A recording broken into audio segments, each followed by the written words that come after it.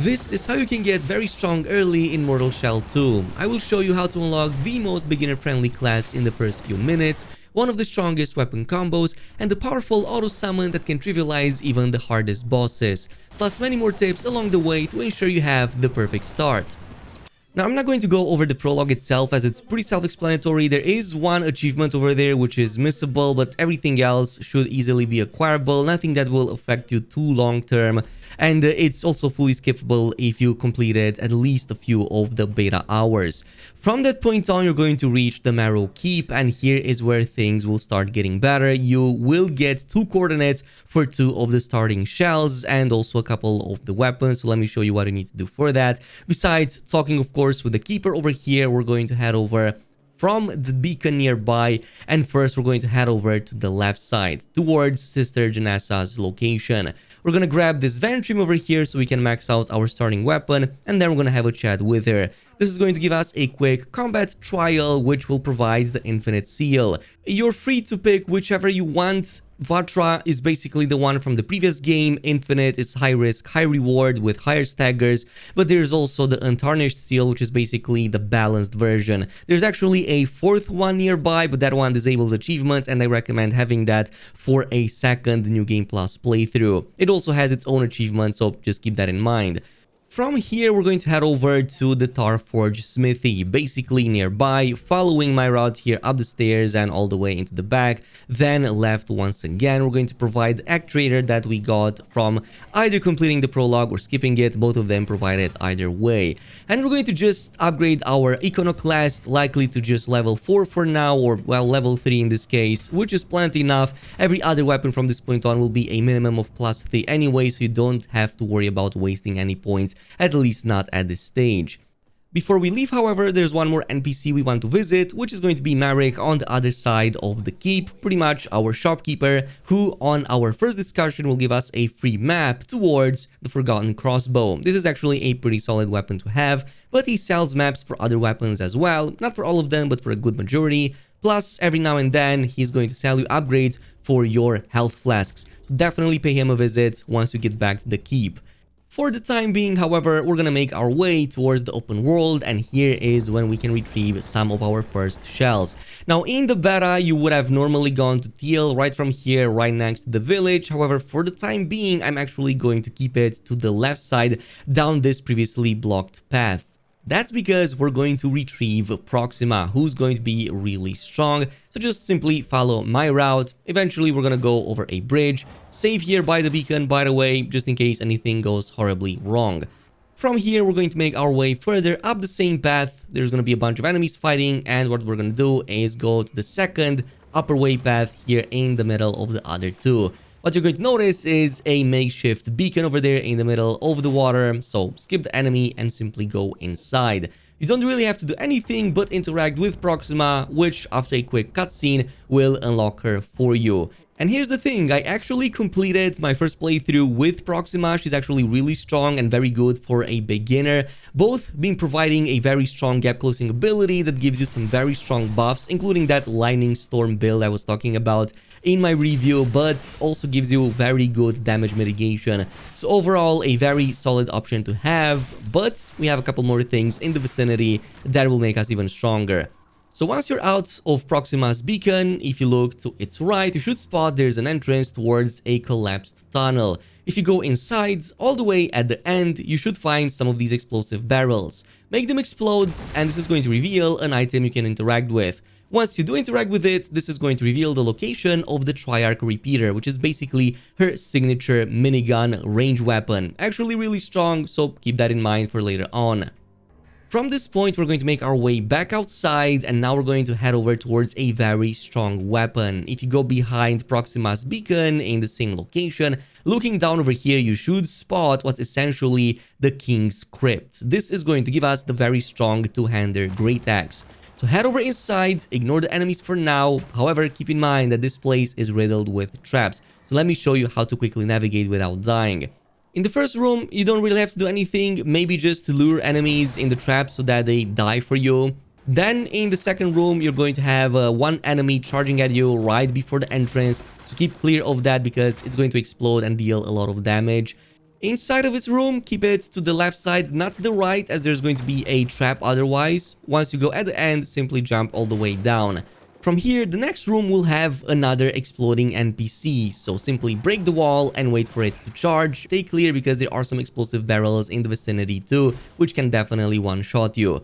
Once clear, we can quickly head over inside and avoid all of these traps. However, before you enter the next room, keep in mind that there is a large group of another set of exploding enemies. So stay clear of them and just wait for them to blow up. And by the way, there's also another quick trap here in the middle of the entrance, so stay clear of it as well and hug the wall.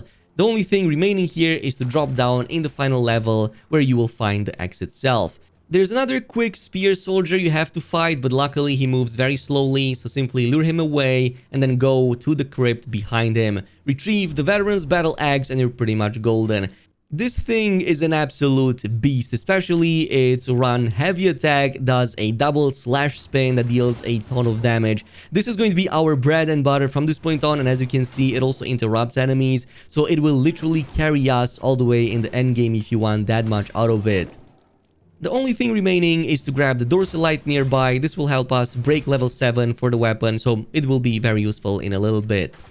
Now, since we got everything we wanted for now, what I'm gonna do is make my way towards the beacon at the Widow's Overlook, basically at the beginning of our starting zone. However, on the way, we're going to complete this quick challenge trial. If you defeat the mobs, which should be really easy, you're going to get this really strong repost Tarstone. This is basically going to make our repost finisher moves deal way higher damage, up to 50% when fully maxed out. So this is totally worth it, as we're going to be using that move a lot.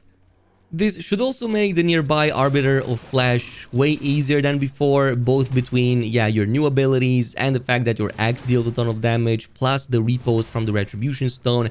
You should easily get the item out of him. It's going to give you the Arbiter's Prize, by the way. This is pretty much like the bleed build-up from Elden Ring. It's not going to be quite as strong, but still it's very useful, especially since we're gonna get the axe and the dagger in just a little bit, which is one of the best options for dual wielding, at least at this stage. So keep it for the time being. Just keep in mind though that it's not going to work on the great axe.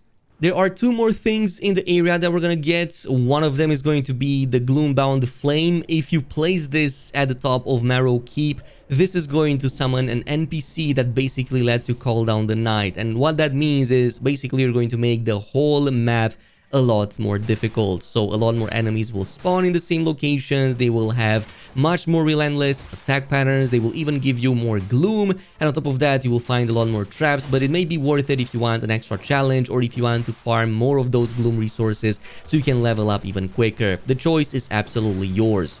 For the time being though, I'm also going to grab the nearby Reverend Gland. This is going to help us boost our healing charges from 3 all the way to 4 when going back at the beacon.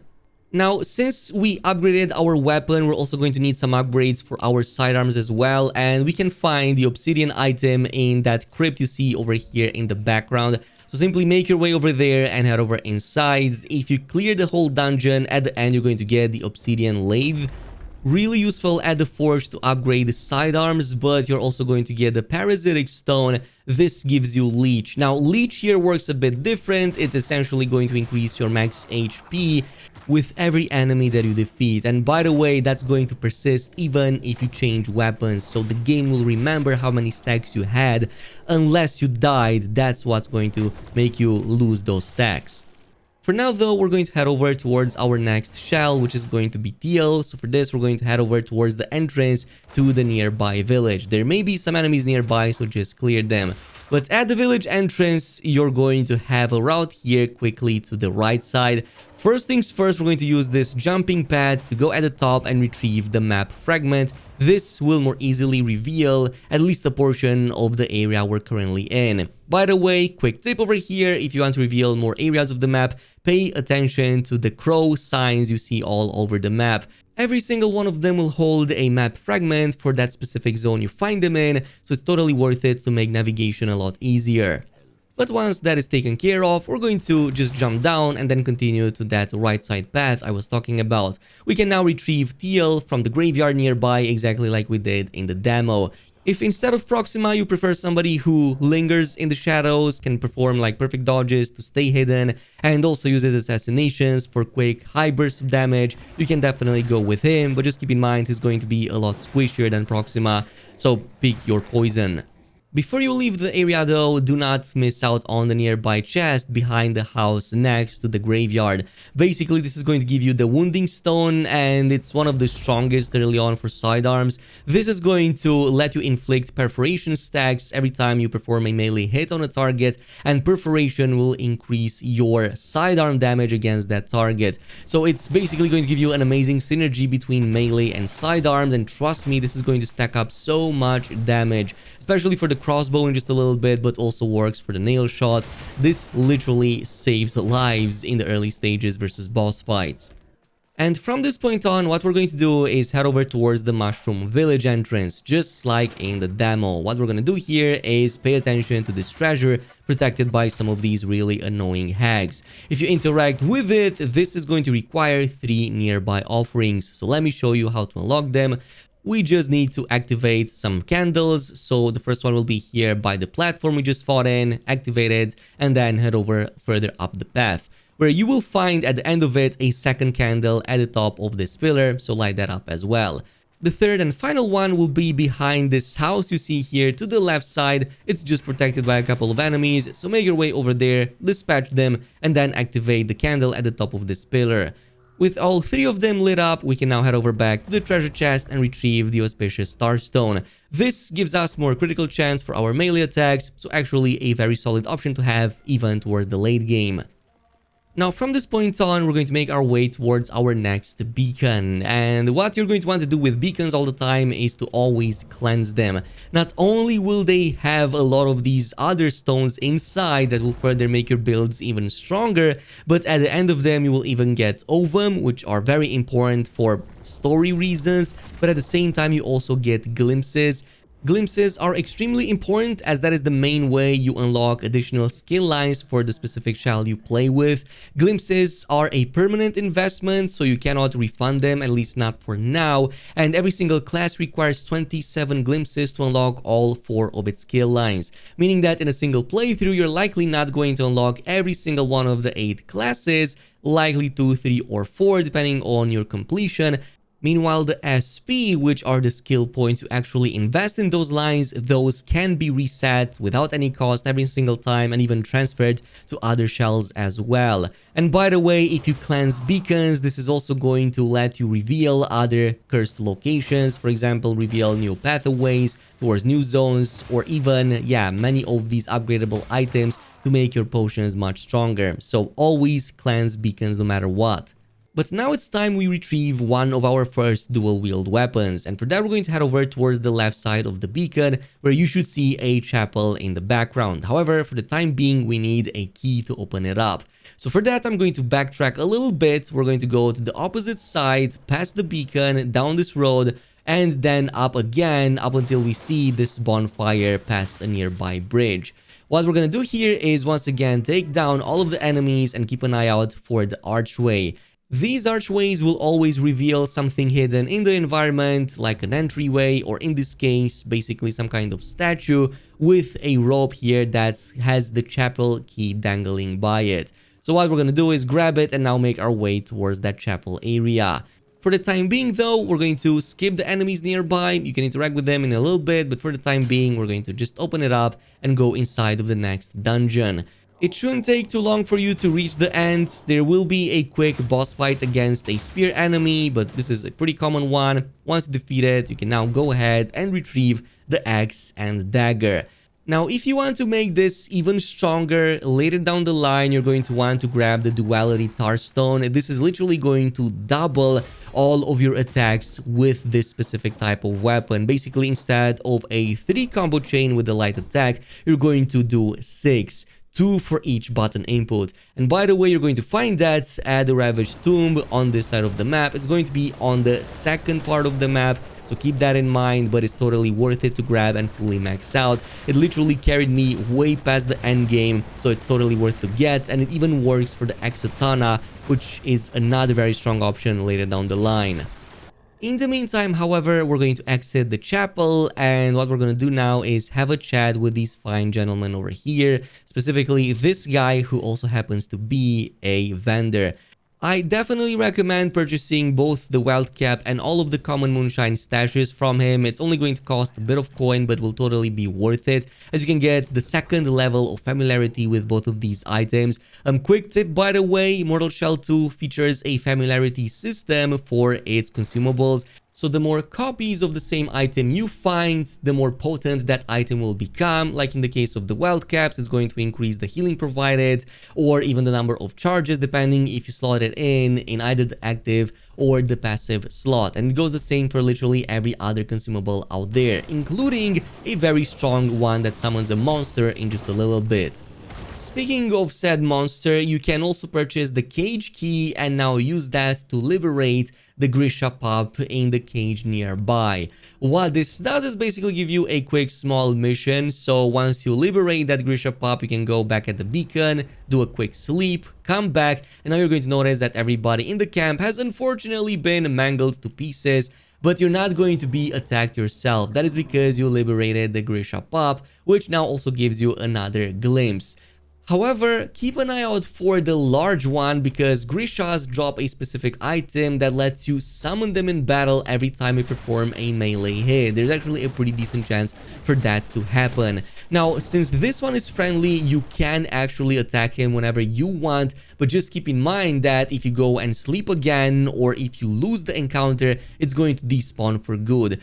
So to make sure that doesn't happen, do not visit this location again after you first freed the pup. Simply ignore it for the time being and only come back when you're absolutely ready. In my opinion, at least level 11 to 12, maybe even 15, so that you have enough firepower and HP to take down the mob.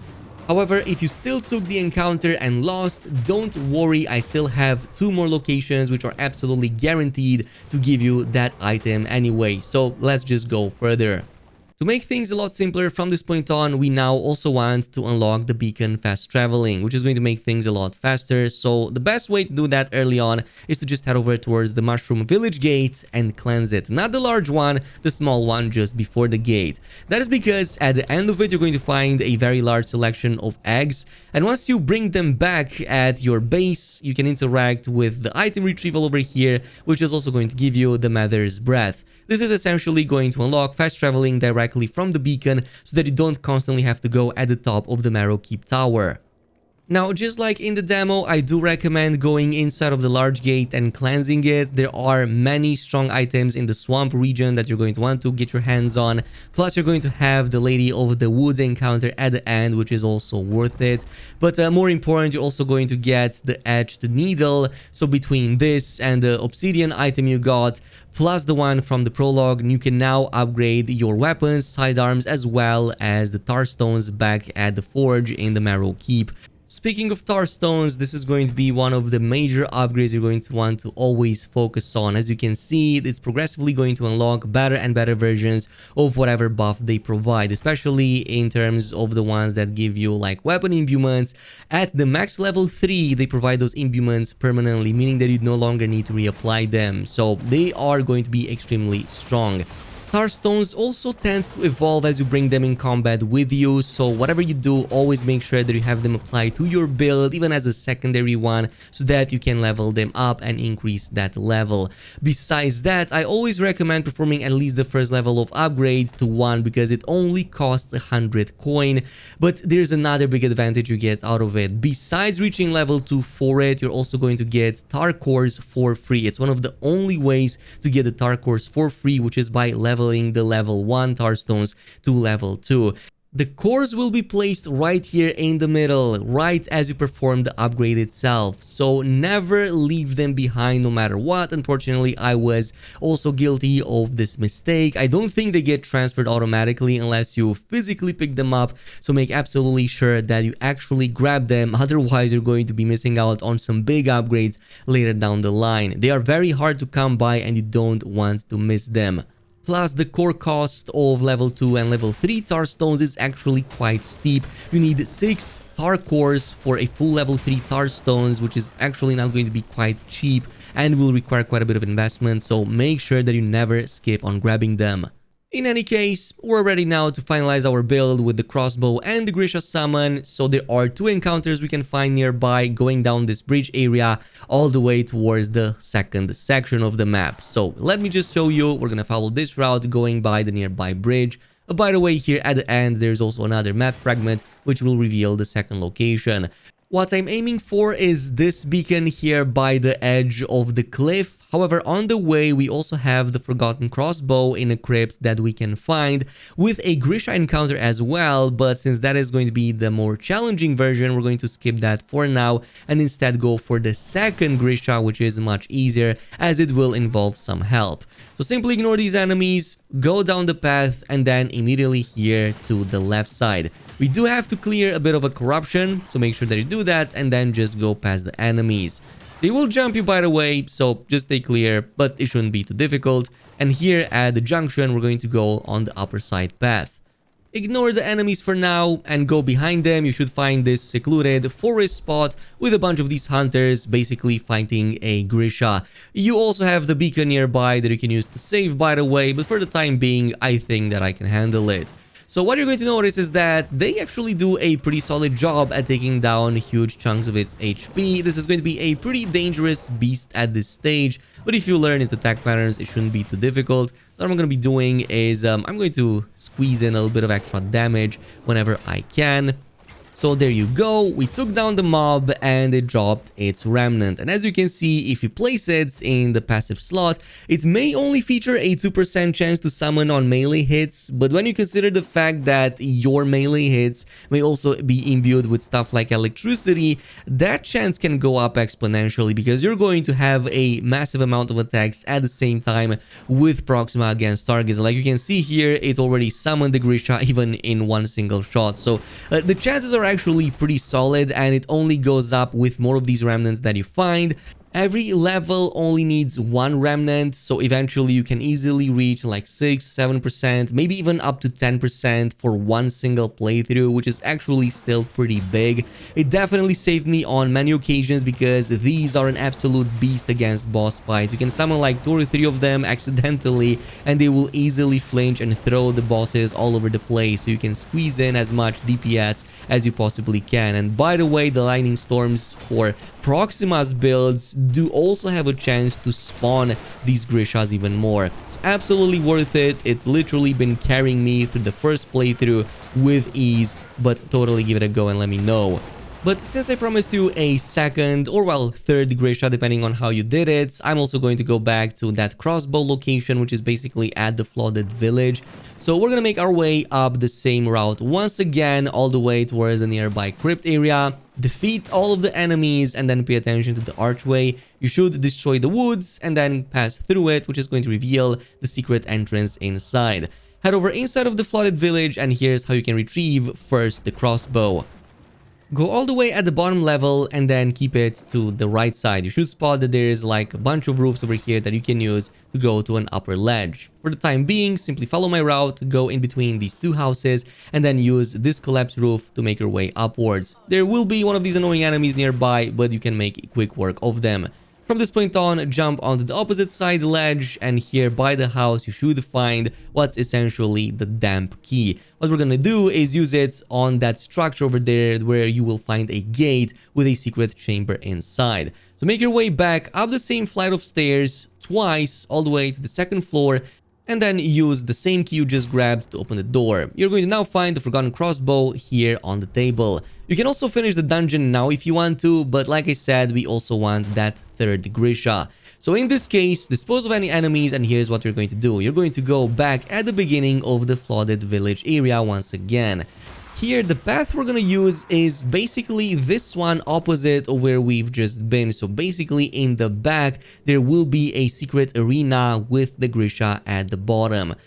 Now here are some quick tips for the boss encounter. Your biosampler, if you perform it when it's charging one of its attacks, will actually throw it on the ground and will disable it for quite a long time, point at which you can squeeze in a bunch of other attacks. For its main attack sequence, it's going to do a 2 and 1. Basically, 2 regular attacks which you can parry, followed by a 3rd red one which you need to dodge, otherwise it deals a huge chunk of damage. By the way, if you also equipped that Grisha Stone I was talking about, there's a pretty solid chance that your attacks will also spawn it, point at which you can throw the boss on the ground once again and again squeeze in even more DPS. In case anything goes horribly wrong, keep in mind that your biosampler can easily disable it, or you can use the nearby jump pad and maybe use your ranged weapons to take it down. That also seems to work, but you need to have engaged it first. But here we've taken care of it, and as you can see, we've got both a vessel to upgrade our healing, but also the second Grisha Remnant, which is basically going to increase our chance to 3%. If you would have gotten that third one as well at the beginning, or if you go for it now, you will be able to get a 4% and basically get the 3 level out of 3 for the Remnant. From that point on, every single other extra level will continue to stack for 1% for every single level that you do. Like I said, in the endgame version of my playthrough, I have it at about 6%, but I'm pretty sure you can go with it much higher. And with this, you're now going to have a very solid starting build. You have discovered quite a few things, learned quite a few tips to make your journey ahead even easier. There are way bigger challenges coming right up, so if you want to stay up to date with everything Mortal Shell 2 related, totally leave a like and subscribe. And totally also check out my other video with how you can unlock every single shell in the game. Thanks so much for watching, and until next time.